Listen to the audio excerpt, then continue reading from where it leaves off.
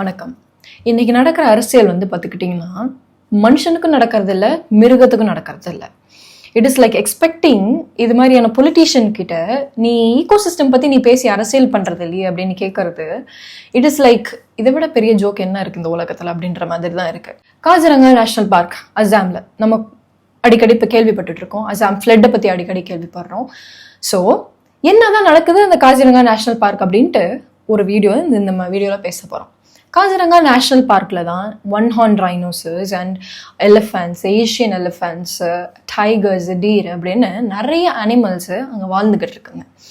அதாவது பார்த்துக்கிட்டிங்கன்னா நேச்சுரலாகவே அசாமோட டொப்போகிராஃபி எப்படி இருக்குன்னு பார்த்துக்கிட்டிங்கன்னா அது ஒரு கீழான, அதாவது ஒரு பள்ளமான இடத்துல தான் அசாம் இருக்கு. சரிங்களா? சுத்தி இருக்கிற, அதாவது அருணாச்சல் பிரதேஷ் ஆகட்டும், சுத்தி இருக்கிற லேண்டு, சுத்தி இருக்கிற state and nation and mountains பார்த்துக்கிட்டிங்கன்னா இட் இஸ் மேக்கிங், அதாவது எல்லாமே சுத்தி இருக்கிறதெல்லாம் ஒரு எலிவேட்டடான ஒரு ரீஜன்ல இருந்துட்டு இருக்கு. வைல் அசாமோட டோப்போகிராஃபி அது ஒரு பள்ளத்துல தான் இருந்துகிட்டு இருக்கு அசாம். சரிங்களா? ஸோ அப்வியஸ்லா அங்க பிரம்மபுத்திரா ரிவர் ஃப்ளோ ஆகிட்டு இருக்கு. பெரிய river, that is the biggest river அப்படின்னு பார்த்துக்கிட்டிங்கன்னா அந்த பிரம்மபுத்திரா ரிவரோட பாய்ச்சல் அசாம் வழியா தான் அதிக அளவுல பாஞ்சு அதிக அளவுல அசாம் வழியா போயிட்டு தான் போய் பே ஆஃப் பெங்கால் கடல்ல போய் சேருது. சரிங்களா? அந்த பிக்சர் பாத்தீங்கன்னாலே உங்களுக்கு தெரியும். ஸோ சுத்தி இருக்கிற நேஷன், மவுண்டன் அண்ட் ஸ்டேட் பாத்துக்கிட்டீங்கன்னா அதுங்கெல்லாம் ஒரு மேல் அப்படி மேடான இடத்துல இருக்கு. அசாம் ஒரு பள்ளமான இடத்துல இருக்கு. பத்தாவதுக்கு பிரம்மபுத்திரா ரிவர் அதுக்குள்ள போயிட்டு இந்த ஃப்ளோ ஆகிட்டு இருக்கு. இந்தியாவிலே பாத்துக்கிட்டீங்கன்னா அந்த இடத்துல அதிகமான மழை பெய்யும். சரிங்களா? மான்சூன் ரெயின்ஸ்னு சொல்றோம் இல்ல, ரீசெண்டா கூட அசாம் ஃப்ளட் பாத்துக்கோங்க. ஸோ இப்போ இது என்ன ஆகுதுன்னா, ஸோ எங்க மழை பெஞ்சு சுத்தி இருக்கிற இடத்துல அதிகமா மழை பெய்யும், அந்த அசாம்ல மழை பெய்யுது, எல்லாமே என்ன ஆயிடும், கடைசியா தண்ணி அதிகமா தேங்கி நிக்கிற மாதிரி ஒரு இடம், அதாவது ஒரு இட்ஸ் லைக் ஒரு பவுல் மாதிரி இருந்துகிட்டு இருக்கு. சரிங்களா? சுத்தி எங்க மழை பெஞ்சாலும் அசாம்ல தான் இப்படி கலெக்ட் ஆகி இப்படி நின்றுடும். ஸோ நார்மலாவே அங்க பிரம்மபுத்திரா ரிவர் அங்க அதிகமா ஃப்ளோ ஆகிட்டு இருக்கு. ரிவரே ஆல்ரெடி அதிக அளவுல இருக்கு.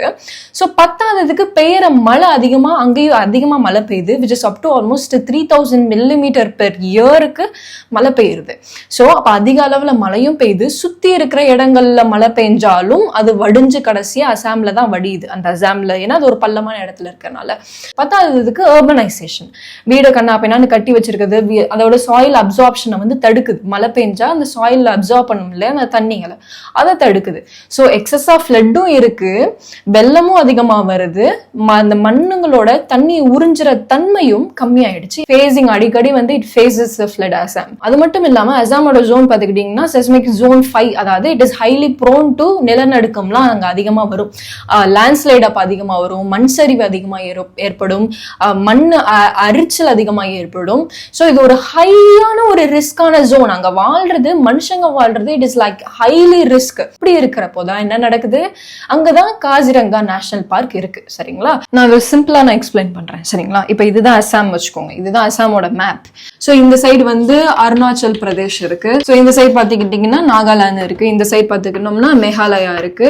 சரிங்களா? இதுதான் அந்த national park, Kaziranga national park. இப்ப இது சுத்தி ஒரு பஃபர் ஜோன் ஒண்ணு இருக்கும். இப்ப இந்த பஃபர் ஜோனோட அளவை தான் 10 கிலோமீட்டர்ல இருந்து 1 கிலோமீட்டரா என்ன பண்ண போறாங்க, குறைக்க போறாங்க. எதுக்காக அப்படின்னு நம்ம இப்ப பேசுறதுக்கு முன்னாடி இந்த பஃபர் ஜோனோட இம்பார்ட்டன்ஸ் நம்ம தெரிஞ்சுக்கணும். சரிங்களா? இப்ப நான் சொன்ன மாதிரி பிரம்மபுத்திரா ரிவர் அசாம்ல பெரிய அளவுல ஓடிட்டு இருக்கு. சரிங்களா? So Brahmaputra river like Arunachal பிரதேஷ்லாம் அதுக்கப்புறம் போய்கிட்டு இப்படி அசாம்குள்ள அதுக்கப்புறம் இந்த மேகாலயா, அப்புறமேட்டுக்கு பங்களாதேஷ் கலந்துட்டு bay of பெங்கால்ல கலந்துரும் Brahmaputra river. So நான் இது ஒரு ஆரோ போடுறேன். சோ இதுதான் ரிவர். ஸோ இப்படி கடைசியா பிரம்மபுத்திரா ரிவர்ல கலந்துருது. ஸோ இந்த ஆரோ போட்டிருக்கிறது தான் ரிவர். சரிங்களா? ஸோ இப்போ காசிரங்கா நேஷனல் பார்க் எங்க இருக்குன்னு பாத்துக்கிட்டோம்னா இந்த இடத்துல கரெக்டா இருக்கு. சரிங்களா? சோ இங்கேதான் இந்த காசிரங்கா நேஷனல் பார்க் இருக்கு. இப்ப இதுலதான் என்ன பிரச்சனை வருதுன்னா, இதுல நான் சொன்ன மாதிரி இதுதான் அந்த நேஷனல் பார்க்கா இருந்தாலும் இந்த பஃபர் ஜோன் ரொம்ப முக்கியம். அதனாலதான் சோ ஏன்னா நம்ம முன்னாடி சொன்ன மாதிரி என்ன, இங்க ரிவரும் அதிகமா போய்கிட்டு இருக்கு, பத்தாவதுக்கு அசாம் ஒரு பள்ளமான இடத்துல இருந்துகிட்டு இருக்கு. இப்ப என்ன பிரச்சனை, இப்போ அதிகமா மழை பெய்யறப்போ தண்ணி அதிகமா ஆயிடுமா, வெள்ளம் அதிகமாகுமா, அப்ப இதுக்குள்ள இருக்கிற அனிமல்ஸ் எல்லாம் என்ன பண்ணும், மேடான இடத்தை நோக்கி போகும். ஏன்னா இப்பதான் இந்த ரிவர் இங்க போகுதுன்னா இதுக்கு பக்கத்துலதான் இருக்கு இந்த நேஷனல் காசிரங்கா பார்க். சரிங்களா? சோ இப்ப அதிகமா மழை பெஞ்சாலோ வெள்ளம் வந்தாலோ ஆல்மோஸ்ட் 80% to 90% ஆஃப் இந்த காசிரங்கா பார்க் தண்ணிக்குள்ள கவர் ஆகப்பட்டுருது, தண்ணியில கவர் ஆகிடும் சரிங்களா, தண்ணிக்குள்ள போயிடுது. அப்ப இந்த விலங்குகள் என்ன பண்ணும், தண்ணி ஃபுல்லா வந்துடுச்சு, மேடை நோக்கி போகுது. சோ இங்கதான் இருக்கு மேடு வந்து எங்க இருக்குன்னா இவங்களுக்கு, ஏன்னா இந்த சைடு வந்து பிரம்மபுத்திரா ரிவர் பெரிய அளவுல ஓடிட்டு இருக்கனால இந்த சைடு கிராஸ் பண்ணி அதுங்களால போக முடியாது. சோ சவுத் சைடு தான் இதுங்க கீழே தான் வர முடியும். இங்க கீழே தான் இருக்கு hills, Karbi Anglong hills. So இப்ப இங்க இருக்க விலங்குகளால என்ன பண்ண முடியாது, மேல் நோக்கி போக முடியாது, ஏன்னா பிரம்மபுத்திரா ரிவர் இங்க பெரிய அளவுல ஓடிக்கிட்டு இருக்கு, வாய்ப்பு கிடையாது. சோ அப்ப அதுங்க கீழ் நோக்கி தான் வர முடியும், சவுத் சைடுக்கு தான் வர முடியும். அப்ப சவுத் சைடுக்கு வர்றப்ப என்ன ஆகுதுன்னா இந்த கர்பி அங்லாங் ஹில்ஸ் இருக்கு, அதுதான் அதுங்களுக்கு மேடு சரிங்களா, அங்கதான் மலை இருக்கு, அதுதான் மேடு. இப்ப என்ன பண்ணிட்டாங்கன்னா இந்த இடத்துலதான் நாங்க ஈகோ சென்சிட்டிவ் ஜோனை வந்து 10 கிலோமீட்டர்ல இருந்து 1 கிலோமீட்டரா சுருக்குறோம் அப்படின்னுட்டு சொல்லிட்டாங்க. ஆனா அது வந்து ஈகோ இந்த பஃபர் ஜோன்னு சொல்லுவாங்க, அதாவது நேஷனல் பார்க்குக்கு வெளியே 10 கிலோமீட்டர் அளவுக்கு ஒரு ஃப்ரீயான, அங்க வந்து எந்த இன்ஃப்ராஸ்ட்ரக்சரும் டெவலப்மெண்ட் பண்ணக்கூடாதுன்னு ஒரு இருந்தத அதை நாங்க வந்து 1 கிலோமீட்டர் ஆக்க போறோம் அப்படின்னு சொல்றாங்க. இப்ப இதனால என்ன பிரச்சனை வரும்னு பாத்துக்கிட்டீங்கன்னா, மழை பெஞ்சாலோ வெள்ளம் அதிகமா வந்தாலோ இந்த விலங்குகள் கர்பி அங்லாங் ஹில்ஸ்க்கு இந்த மேடை தேடி தான் போகும்.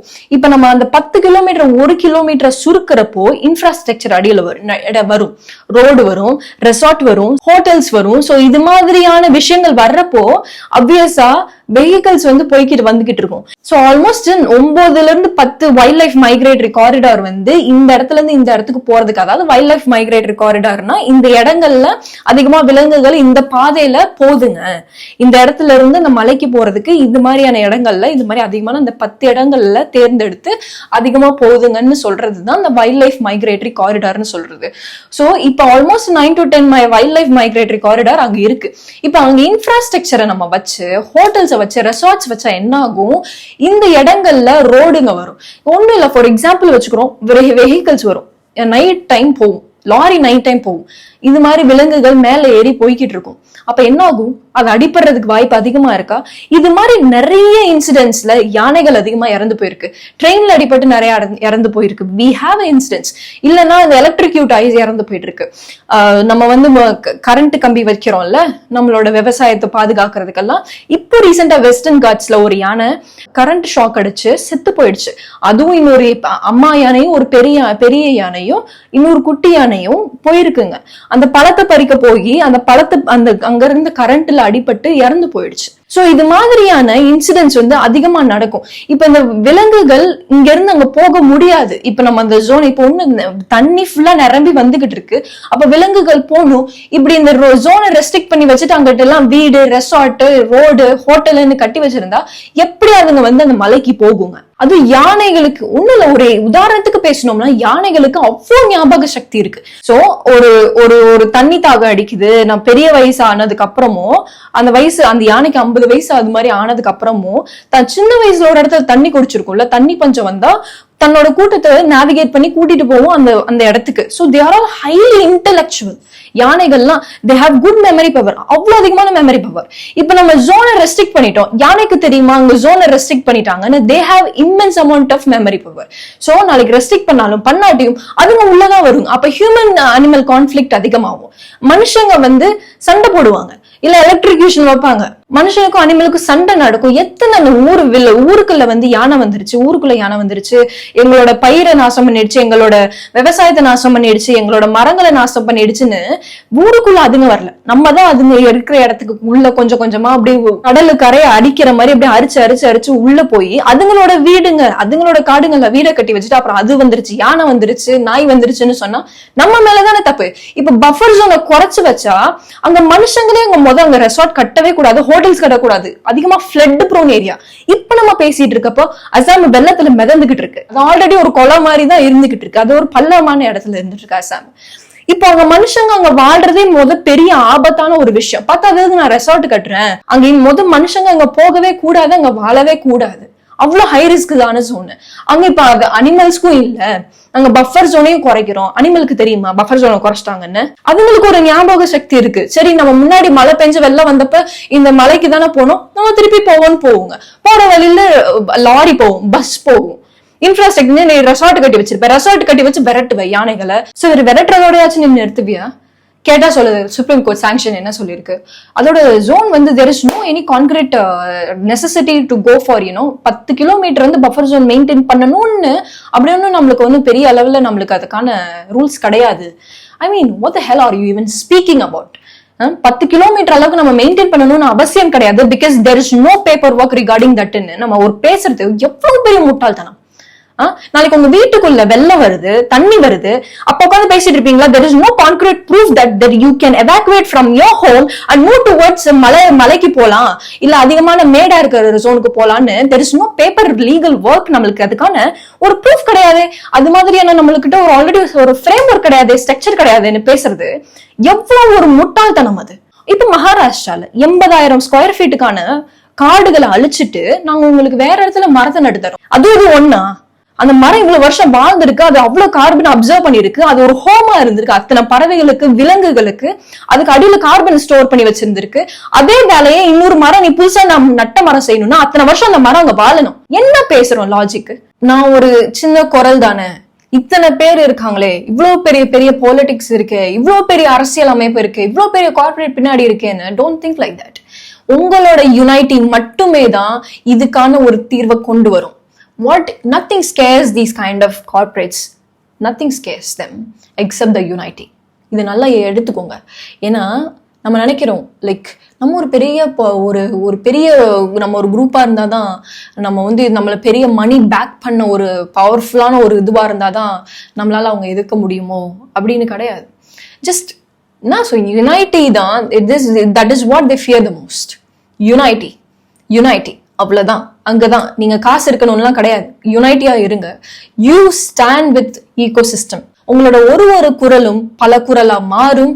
அந்த பல குரலே இந்த மாதிரியான கார்பரேட்டுக்கும் தப்பான பாலிடிக்ஸ் பண்ற ஒவ்வொரு ஆட்களுக்கும் பெரிய அச்சுறுத்தல் ஆகும். உங்களோட யுனைட்டி தான் இதுக்கான தீர்வு. சேர்ந்து குரல் எழுப்புங்க. எங்க இந்த பிரச்சனை நடந்தாலும் சரி, அசாம்ல நடந்தா என்ன, அண்டார்டிகால நடந்தா என்ன, ஆஸ்திரேலியால நடந்தா என்ன, எல்லாம் ஒண்ணுதான். ஒரு பூமி, இந்த பூமி எல்லாருக்குமானது, மனுஷங்களுக்கு மட்டும் இல்ல.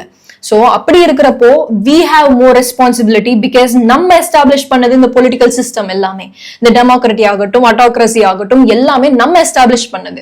சோ நம்ம ஓட்டிங் ரைட்ஸ் இருக்குன்னா நம்ம ஓட் பண்றதுக்கு முன்னாடி we have to think about everyone. because இப்போ உங்க ஊர்ல இருக்கிற ஒவ்வொரு பறவையும், ஒவ்வொரு ஆறும், ஒவ்வொரு மலையும் உங்களை நம்பி, உங்களோட ஓட்டை நம்பிதான் இருக்கு. உங்களோட லைஃப் மட்டும் கிடையாது. ஒவ்வொரு இருக்கிற உங்க ஊர்ல ஒரு ஆறு இருக்குன்னு வைங்க, நீங்க யாரு நீங்க ஓட் பண்ணி தேர்ந்தெடுக்க போறீங்கன்றது அதுக்கான ரெஸ்பான்சிபிலிட்டியும் உங்க மேல தான் இருக்கு. அதுங்களுக்கும் சேர்த்து நீங்க தான் முடிவு எடுக்கணும். So we have to consider, எனக்கு என்ன இலவசமா கிடைக்கும்னு மட்டும் நம்பி நம்ம ஓட் போடக்கூடாது. அந்த மலைகளுக்கு என்ன பண்ணுவாங்க அவங்க, அங்க இருக்க அந்த குருவிகள் அங்கெல்லாம் வருமே, அங்க பறவைகள் வருமே, இவங்க வந்து என்ன பண்ணுவாங்க அதுக்கு? So you have to think about it before you choose a politician. சரிங்களா? because we carry the responsibility. அவங்களுக்கான ரெஸ்பான்சிபிலிட்டியும் இன்னைக்கு நம்ம கையில தான் இருக்கு. so we have the extra burden on our shoulders. So அப்படி இருக்கிறப்போ அந்த ரெஸ்பான்சிபிலிட்டி நம்ம தான் எடுத்து அதுக்கேத்த மாதிரியான முடிவுகளை நம்ம தேர்ந்தெடுக்கணும். இன்னைக்கு இந்த மாற்றம் எப்படி உருவாகும்னா, நான் மட்டும் நினைச்சா எப்படி அப்படின்னு நீங்க யோசிக்காதீங்க. உங்களோட ஒவ்வொருத்தரோட முடிவும், உங்களோட ஒவ்வொருத்தரோட குரலும் இதை தீர்மானிக்கும். உங்களோட சின்ன voice has a biggest impact. So உங்களோட ஒவ்வொரு குரலும் நீங்க நீதிக்காக எழுப்புங்க, உங்களோட பூமிக்காக எழுப்புங்க, மற்ற உயிர்களுக்காக எழுப்புங்க. அவங்க எல்லாரும் உங்களை நம்பிதான் இருக்காங்க. So you have the responsibilities. So நீங்க எடுக்கிற ஒவ்வொரு முடிவும் அவங்களை கன்சிடர் பண்ணி எடுங்க. அவங்களை கன்சிடர் பண்ணி உங்க குரலை எழுப்புங்க. ஸோ அப்படின்ற ஒரு ரெக்வெஸ்ட்டை என் சைட்ல இருந்து நான் வைக்கிறேன். ஸோ எனிவேஸ், நான் உங்களை அடுத்த வீடியோல பாக்குறேன். until then it's Ayuvarati signing off. நன்றி.